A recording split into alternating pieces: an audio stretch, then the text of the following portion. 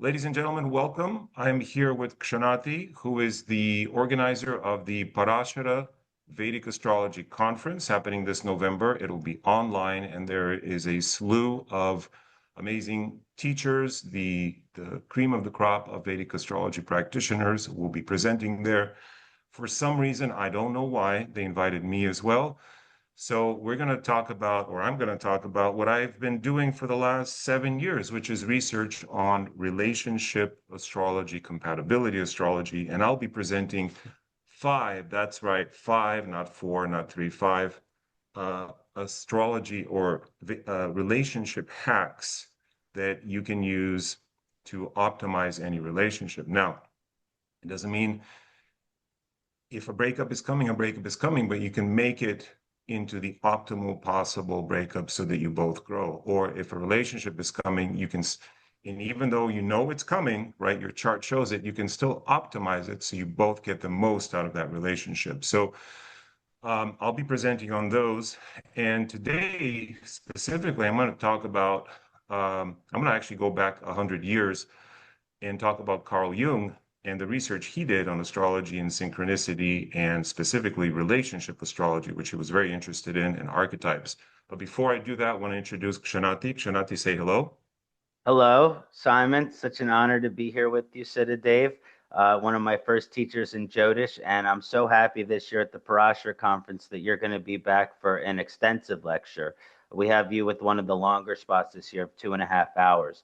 So we're very, Oh, very excited. And for all any fans of Simon, if you use his name at sign up, Simon Simon, it's 10.8% off on any registration package. And yeah, we have an incredible conference this year. I mean, we have some incredible headliners: Sanjay Ross, Sarbani Roth, Dr. Arjun Pai, Camilla Sutton, Joni Patri, Ronnie Dreyer, B.V. Raman's grandson, Raman Suprajarama, Bobby Lee Kalita, Eve Mendoza, Dr. Foss, Freedom Cole, Visti Larson, Kavindra Rishi, Jeffrey Armstrong, Narasimha Rao, PVR, and Mark Boney, and many, many, many more. So we hope you'll join us November 20th to the 24th of this year at parasharaconference.com. It's all virtual, hosted on Zoom. And there's still some great discounts if you want to join before about the 10th or 15th of November. So we hope you'll join us. And again, Simon, so happy you're going to be here this year, lecturing a little bit longer than previously, talking about your compatibility hacks. I'm gonna have to bring my B game. I usually bring my C game, but I'm gonna step it up for you. So folks, as he's saying, there are seats left on your couch for this event. There are still seats left, and you get 10.8% off when you use my name. Oh my God. Velvet ropes, red carpet. Can you see it all? Feels so weird. Um, Feels so weird for someone who just came from India. I just came back from India, and it's a very different experience. Anyhow, um, you mentioned Ms. Ronnie Gale Dreyer, by the way. So, speaking of relationship hacks, this is on the topic. She and her husband wrote a book on astrocartography, which I highly recommend. And astrocartography is an upaya. And, we think all the upayas were invented 2000 years ago. That's not the case. They continue to evolve. And one of the upayas one can utilize to improve relationships, work, or essentially the energy that you receive from the universe is to move somewhere where your chart is in alignment with the best aspects of your chart, the Raja Yogas or the good things in your chart, and you sort of minimize the undesirable things. So that is a book I highly recommend. It's very well written and done. And it works as a hack for relationships and health and work and so forth. Because if you're living on a Pluto line, or a difficult Mars Pluto crossing or something like that, your life experience will be more intense. And if it's not intensity that you're looking for, but more of whatever this is going on behind me, then you move to a different place. All right. So I mentioned Carl Jung. Um, about 100 years ago, he did a study of 800 couples, a randomized study, to see if there were any astrological combinations in their charts that accounted for couples that stayed together versus those couples that didn't. And what he found, the major thing, I'll summarize it, is that there was a sun-moon conjunction or opposition in the charts. And he concluded that with statistical significance, the couples that lasted had that sun-moon conjunction versus those that didn't. There are other combos of Sun-Venus and so forth, but this was the salient point. And so he concluded that these two archetypes, the archetypal male and female coming together, somehow correlated with lasting marriages. Didn't mean they were happy marriages, but they lasted. So 100 years later, we did our own research and we gave it to researchers and statisticians to test. And they did the tests. And we have now a published study that shows a number of techniques that we've added that show statistically relevant results for couples that stay together versus those that don't. Okay, what does all this mean? It means that there's stuff in the chart that if you have it, you're more likely to be a good couple. What is that stuff? Well, even more salient than the sun-moon combos, or more significant, is if you two activate positive bhavas in each other's charts. So, for example, if all my planets are in your houses 6, 8, and 12, your experience of me will be a Dusthana experience, a 6, 8, 12 experience. And of course, that depends on our ascendants, how our ascendants line up. If all of my planets or many of my planets activate your seventh house of relationships, your first house, your second house of addition to the family, your 11th house of success and wish fulfillment, or even your fifth house of children and lover and dating and play and fun, then that relationship will mirror those meanings of the bhavas. So if my planets fall in your positive bhavas, it tends to be a positive relationship, whatever it is, whether it's a business partnership or a romantic relationship. And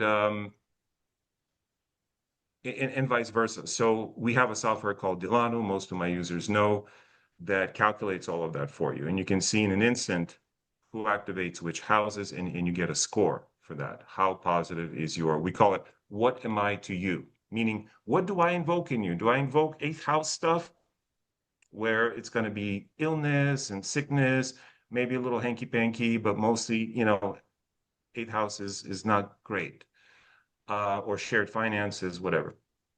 Or is it going to be seventh house of, wow, I see her or I see him and I think relationship? Like for some reason, like we just boom. On the first date, we were already holding hands and talking about marriage. So that is one thing one can look at. And you can simply do it by looking at two horoscopes side to side. You, let's say I'm Aries ascendant and you're Taurus ascendant. You just change the ascendant of one of the charts and put them and superimpose and see, where all the planets go. And you can just count them out.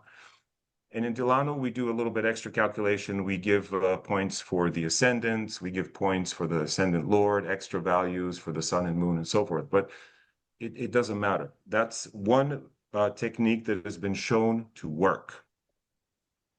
In Western astrology, they call it the composite chart. And Professor Robert Hand, who is the great yogi, the old school master and author in traditional Western astrology. He wrote a number of books. He also wrote a book on transits and composite charts.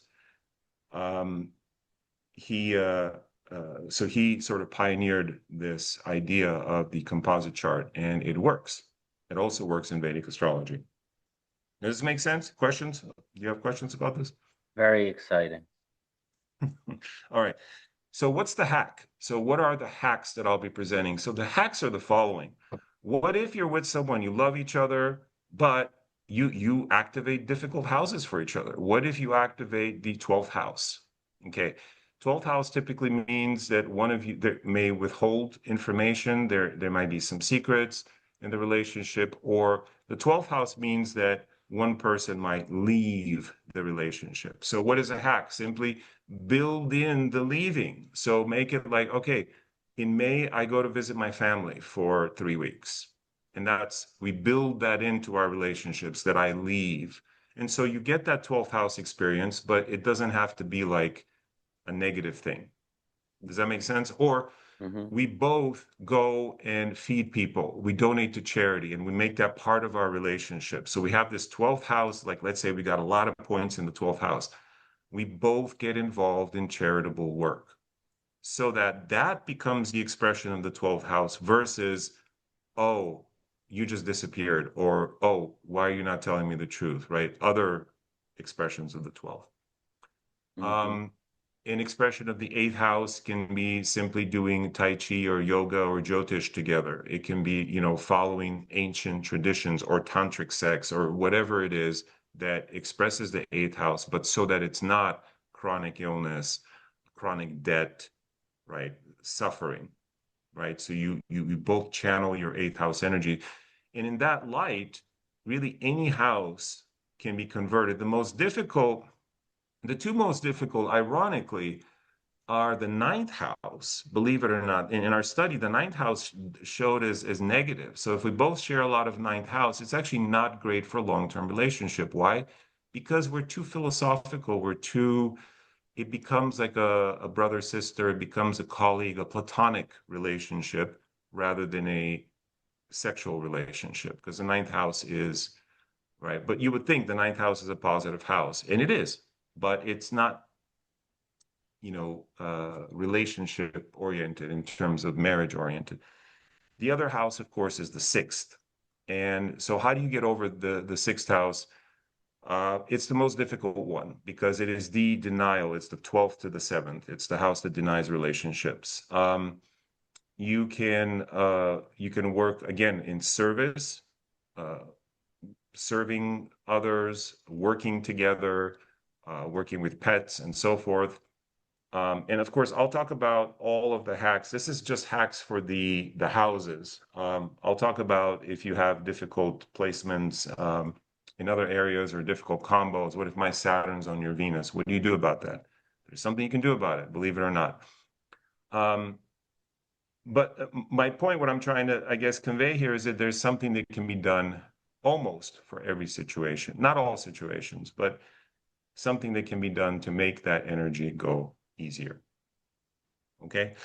Um, Questions? Well, let's keep the mystery and just let people tune in on November 21st to your lecture.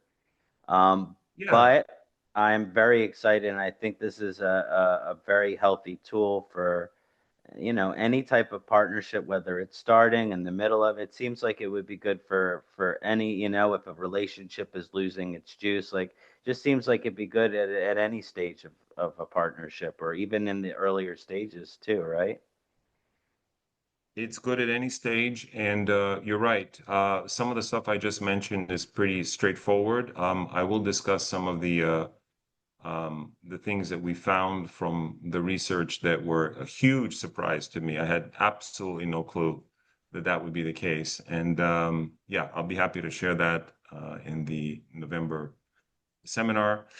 Um, and I guess the takeaway here is that whatever your relationship, there is something that can be done to make it better. And better doesn't necessarily mean that, you're going to be together for 50 lifetimes. Probably don't want to be together 50 lifetimes, but it can mean that you're both on the best terms possible.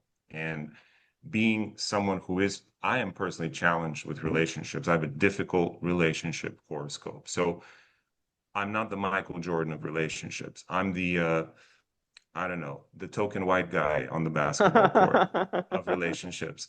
So I've had to work at it. Not that everyone doesn't work at it, but Michael Jordan actually worked really, really hard.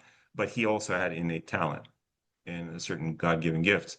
My point is that even if you have a difficult chart like mine for relationships, there are things you can do. And that's why I've studied this. Like I've been married and divorced a couple times. And it's because I want to get it right that I've put the effort and the time into learning this stuff. It's not that like I'm not one of those guys who's just been married for 60 years and let me tell you what makes marriages work. I don't trust that guy. I trust a guy that's failed, right? I trust a basketball player that's not physically imposing, that doesn't have the raw talent, but is still very good, right? I want to learn from that guy. So when it comes to this, maybe I'm one of those guys. Okay. So I think I just really put myself down here, but I don't know. It's the truth. And I'm not saying I have all the answers, but I have the answers that I have based on my, 50 or so years of being on this planet. And I'll be happy to share them with everyone. Thank you, Simon. I love this for the theme of dispelling fear because a lot of people they have like these conflicts in their chart, and they're like, "Oh well, guess there's nothing we can do." And so here you are, kind of giving them a situation by situation, troubleshooting tool for helping resolve some of these things that could be conflicts. So really appreciate that. Amen. I'll share what I have and look forward to being there and interacting with the other fellow Jyotishis. Excellent. November 20th to the 24th, parasharaconference.com. See you there, brother. Hariom. Adios.